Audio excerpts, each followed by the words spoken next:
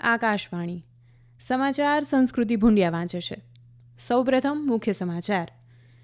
કેન્દ્રીય પર્યાવરણ મંત્રી ભૂપેન્દ્ર યાદવે કહ્યું કે આપણે બધાએ જવાબદાર નાગરિક તરીકે પર્યાવરણ પ્રત્યે મજબૂત ચેતના વિકસાવવી પડશે.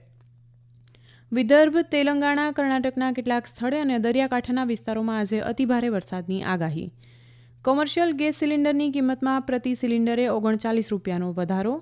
એર માર્શલ તેજિંદર સિંહે આજે ભારતીય હવાઈદળના નાયબ ચીફ ઓફ એર સ્ટાફ તરીકેનો કાર્યભાર સંભાળ્યો. અને ફ્રાન્સના લિયોનમાં આયોજિત વિશ્વ કૌશલ્ય સ્પર્ધામાં 60 ભારતીય સ્પર્ધકો 61 સ્પર્ધામાં ભાગ લેશે. સમાચાર વિગતવાર. કેન્દ્રીય પર્યાવરણ મંત્રી ભૂપેન્દ્ર યાદવે સાતત્યપૂર્ણ વિકાસ માટે 3 આવશ્યક કાર્ય તરીકે ઉપયોગની માંગ બદલવા, પુરવઠા પ્રણાલીમાં સુધારો કરવા અને અસરકારક નીતિઓ લાગુ કરવા પર ભાર મૂક્યો હતો. કેન્દ્રીય પર્યાવરણ મંત્રાલય અને મહારાષ્ટ્ર પર્યાવરણ વિભાગના સંયુક્ત ઉપક્રમે આજે બોમ્બે ભારતીય પ્રૌદ્યોગિક સંસ્થાન ખાતે યોજાયેલા આઈડિયાઝ ફોર લાઈફ કાર્યક્રમમાં સંબોધનમાં શ્રી યાદવે આ મુજબ જણાવ્યું હતું.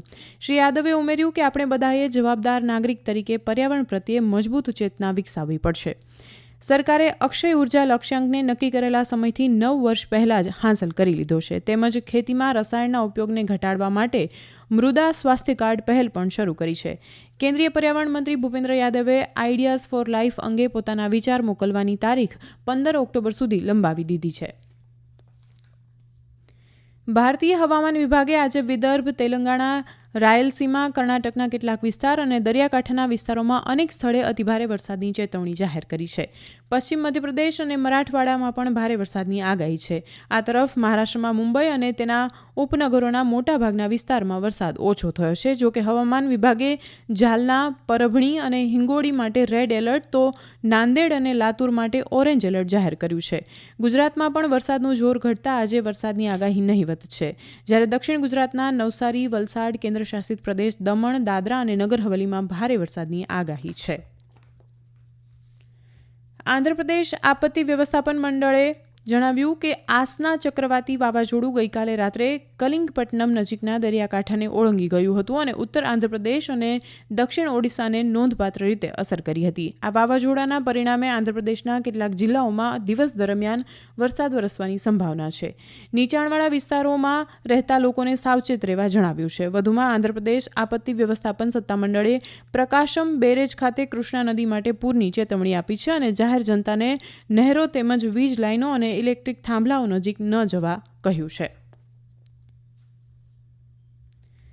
જાહેર ક્ષેત્રની તેલ અને ગેસ માર્કેટિંગ કંપનીઓએ કોમર્શિયલ ગેસ સિલિન્ડરની કિંમતમાં પ્રતિ સિલિન્ડરે 39 રૂપિયાનો વધારો કર્યો છે. આ નવા દર આજે રવિવારથી લાગુ થઈ ગયા છે. જોકે ઘરેલું એલપીજી સિલિન્ડરની કિંમતમાં કોઈ ફેરફાર કરવામાં આવ્યો નથી. ઓઇલ કંપનીની એક વેબસાઇટ અનુસાર નવી દિલ્હીમાં 19 કિલો કોમર્શિયલ ગેસની કિંમત 39 રૂપિયા વધીને 1,691.50 રૂપિયા પ્રતિ સિલિન્ડર થઈ છે. જ્યારે કોલકાતામાં કિંમત વધીને 1,802.50 રૂપિયા, મુંબઈમાં કોમર્શિયલ ગેસનો ભાવ 1,605થી વધીને 1,644 રૂપિયા થયો છે. તો આ તરફ 14.2 કિલોના ઘરેલું એલપીજી સિલિન્ડરની કિંમતમાં કોઈ ફેરફાર કરવામાં આવ્યો નથી. એર માર્શલ તેજિંદર સિંહે આજે નવી દિલ્હીમાં ભારતીય હવાઈદળના નાયબ ચીફ ઓફ એર સ્ટાફ તરીકેનો કાર્યભાર સંભાળ્યો છે. પદગ્રહણ કર્યા પછી તેમણે રાષ્ટ્રીય યુદ્ધ સ્મારક પર બહાદુર જવાનોને શ્રદ્ધાંજલિ અર્પણ કરી હતી. એર માર્શલ તેજિંદર સિંહ નેશનલ ડિફેન્સ એકેડમીના પૂર્વ વિદ્યાર્થી છે અને 19 જૂન 1987ના રોજ ભારતીય હવાઈદળના ફાઇટર સ્ટ્રીમમાં જોડાયા હતા. તેઓ 4,500 કલાકથી વધુ ઉડાન સાથે category A qualified flying instructor છે. ડિફેન્સ સર્વિસીસ સ્ટાફ કોલેજના પૂર્વ વિદ્યાર્થી છે. તેમણે fighter squadron, radar station, premier fighter base અને જમ્મુ અને કાશ્મીરમાં એર ઓફિસર કમાન્ડિંગ કમાન્ડર તરીકે પણ ફરજ બજાવી છે. 2007માં તેમને વાયુસેના મેડલ અને 2022માં અતિ વિશિષ્ટ સેવા મેડલ પણ એનાયત કરાયો હતો. ફ્રાન્સના લિયોનમાં આયોજિત વિશ્વ કૌશલ્ય સ્પર્ધામાં 60 ભારતીય સ્પર્ધકો 60 સ્પર્ધાઓ માં ભાગ લેશે. કૌશલ્ય વિકાસ અને ઉદ્યોગ સાહસિકતા રાજ્યમંત્રી શ્રી જયંત ચૌધરી 6 સપ્ટેમ્બરે ભારતીય ટુકડીને ફ્લેગ ઓફ કરશે. મંત્રાલયના સચિવ અતુલ કુમાર તિવારીએ કહ્યું કે ભારતીય ટીમમાં સામેલ ભાગ લેનારાઓ નિષ્ણાતો પાસેથી તાલીમ લીધી છે. આ કાર્યક્રમ માટેના સ્પર્ધકોની પસંદગી આ વર્ષે મે મહિનામાં નવી દિલ્હીમાં યોજાયેલી ભારત કૌશલ પ્રતિયોગિતામાંથી કરવામાં આવી છે. આ સ્પર્ધા કૌશલ્ય વિકાસ અને સાહસિકતા મંત્રાલયના રાષ્ટ્રીય કૌશલ્ય વિકાસ નિગમની પહેલ છે. તેનો ઉદ્દેશ ઉત્પાદન, માહિતી ટેકનોલોજી અને સર્જનાત્મક કલા સહિત વિવિધ ક્ષેત્રોમાં પ્રતિભાશાળી યુવાનોને ઓળખવાનો છે. આ સમાચાર આપ આકાશવાણી પરથી સાંભળી રહ્યા છો. આ રાષ્ટ્રીય સમાચાર આપ અમારી YouTube channel AIR news Gujarat પર પણ સાંભળી શકશો. વધુ સમાચાર માટે આપ અમારા ટ્વિટર હેન્ડલ AIR_ABAD ને ફોલો કરી શકો છો. ઉપરાષ્ટ્રપતિ જગદીપ ધનખડે સૈન્ય શાળામાં વિદ્યાર્થીનીઓને પ્રવેશ આપવાના નિર્ણયને નોંધપાત્ર ગણાવ્યો છે. તેમણે જણાવ્યું કે આ પગલું સમાનતા અને ન્યાયમાં નોંધપાત્ર પ્રગતિ દર્શાવે છે.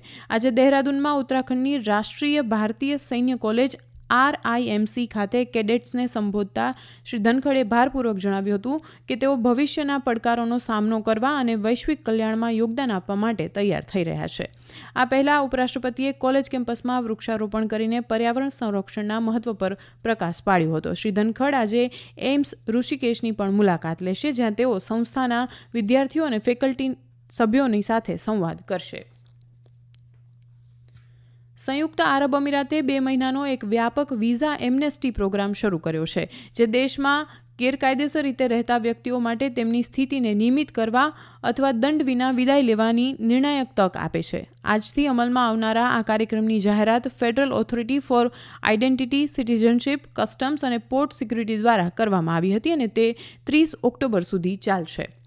આ કાર્યક્રમ હેઠળ પ્રવાસી અને રેસિડેન્સી વિઝા સહિત તમામ પ્રકારના વિઝાની સમય મર્યાદા પૂર્ણ થઈ ગયેલી વ્યક્તિઓ સંયુક્ત આરબ અમીરાતમાં કાયદેસર રીતે રહેવા અને કામ કરવાનું યથાવત રાખવા માટે તેમની સ્થિતિને નક્કી કરી શકે છે અથવા દંડ વસૂલ્યા વિના કે પ્રવેશ પ્રતિબંધનો સામનો કર્યા વિના દેશ છોડી શકે છે. જો કે દેશમાં ગેરકાયદેસર રીતે પ્રવેશ કરનારાઓ માફીને લાગુ પડતી નથી. ઇરાકના સલાહુદ્દીન પ્રાંતમાં બોમ્બ વિસ્ફોટ થતાં 2 લોકોના મોત નીપજ્યા છે. એક પોલીસ અધિકારીએ આ ઘટનાની પુષ્ટિ કરતા કહ્યું કે બગદાદના ઉત્તરમાં આવેલા સલાહુદ્દીન પ્રાંતમાં ઇસ્લામિક સ્ટેટ IS સમૂહ દ્વારા એક બોમ્બ રાખવામાં આવ્યો હતો. દરમિયાન અચાનક બોમ્બ વિસ્ફોટ થતાં 2 લોકોના મોત નીપજ્યા છે, જ્યારે અન્ય એક વ્યક્તિને ઈજા પહોંચી છે. રશિયાના અધિકારીઓએ જણાવ્યું કે તેણે પોડોલ્સ્કમાં યુક્રેનના ડ્રોન હુમલાને અટકાવ્યો છે, તેમજ માનવ રહિત વિમાન એરક્રાફ્ટને પણ નષ્ટ કરી દીધું છે. રશિયન હવાઈ સુરક્ષા દળે મોસ્કો તરફ ઉડાન ભરનારા એક ડ્રોનના હુમલાને નિષ્ફળ બનાવ્યો હતો. રશિયાના અધિકારીઓએ જણાવ્યું કે મોસ્કો સહિત અનેક વિસ્તાર યુક્રેનના ડ્રોનના નિશાન પર હતા. જમ્મુ અને કાશ્મીરના મુખ્ય ચૂંટણી અધિકારી PK પોલે આગામી વિધાનસભા સામાન્ય ચૂંટણી માટે તૈયારીઓની સમીક્ષા કરવા ગઈકાલે અનંતનાગ અને વેરીનાગની મુલાકાત લીધી હતી. આ પ્રસંગે મુખ્ય ચૂંટણી અધિકારીએ નાગરિકોને ઉત્સાહપૂર્વક મતદાન કરવા અનુરોધ કર્યો હતો. તેમણે અનંતનાગના લોકોને આ વર્ષની શરૂઆતમાં યોજાયેલી લોકસભા ચૂંટણીમાં ઐતિહાસિક મતદાન કરવા બદલ અભિનંદન પાઠવ્યા હતા. બાદમાં તેમણે દરેક મતદારને ચૂંટણીમાં મત આપવા માટે માહિતગાર, પ્રેરિત અને તૈયારી કરવાની ખાતરી કરવા બાઇક રેલીને પ્રસ્થાન કરાવ્યું હતું. તેમણે અનંતનાગની ચૂંટણી ટીમ, નોડલ ઓફિસરો, રિટર્નિંગ ઓફિસર સહિત અન્યો સાથે સમીક્ષા બેઠક પણ યોજી હતી. જનતા દળ યુનાઇટેડ JDUના વરિષ્ઠ નેતા KC ત્યાગીએ પાર્ટીના પ્રવક્તા પદે રાજીનામું આપ્યું હતું. તેમના સ્થાને હવે રાજીવ રંજન આ જવાબદારી સંભાળશે. KC ત્યાગીએ અંગત કારણોસર પોતાના પદ પરથી રાજીનામું આપી દીધું છે. JDUના મહાસચિવ અફાક અહેમદ ખાને જણાવ્યું કે પાર્ટીએ તેમનું રાજીનામું સ્વીકારી લીધું છે. મુખ્યમંત્રી નીતિશ કુમારના નિર્દેશ પર તેમના સ્થાને અન્ય નેતાઓને આ જવાબદારી સોંપવામાં આવી છે. કેન્દ્રીય મંત્રી અશ્વિની વૈષ્ણવે કહ્યું કે દેશમાં ટકાઉ ઇલેક્ટ્રોનિક ઘટકોના ઉત્પાદનને પ્રોત્સાહન કરવા સરકાર નવી યોજના શરૂ કરશે. ગઈકાલે નવી દિલ્હીમાં ET વર્લ્ડ લીડર ફોરમને સંબોધતા શ્રી વૈષ્ણવે જણાવ્યું કે દેશમાં ઉપયોગમાં લેવાતા તમામ મોબાઈલ ફોનમાંથી 99% વધુ દેશમાં બને છે. તેમણે કહ્યું કે આ વર્ષે એપલ કંપની ભારતમાં પોતાનો નવો ફોન બનાવશે. અંતમાં મુખ્ય સમાચાર ફરી એકવાર. કેન્દ્રીય પર્યાવરણ મંત્રી ભૂપેન્દ્ર યાદવે કહ્યું, આપણે બધાએ જવાબદાર નાગરિક તરીકે પર્યાવરણ પ્રત્યે મજબૂત ચેતના વિકસાવવી પડશે. વિદર્ભ, તેલંગાણા, કર્ણાટકના કેટલાક સ્થળે અને દરિયાકાંઠાના વિસ્તારોમાં આજે અતિભારે વરસાદની આગાહી.